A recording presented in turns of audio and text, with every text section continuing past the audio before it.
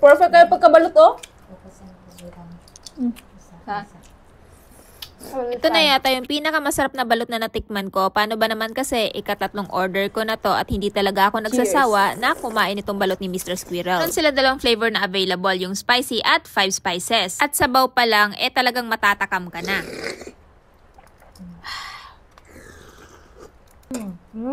Tatag suka.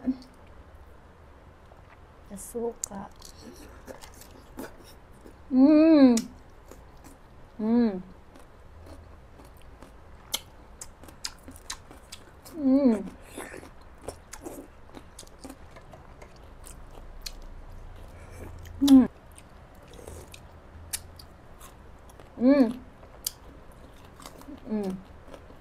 Busa hakot.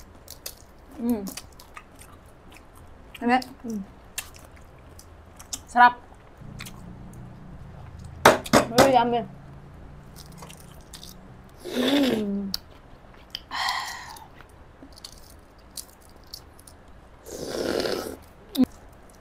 Perfect kayo pagkabalot, oh. Ha? This fine.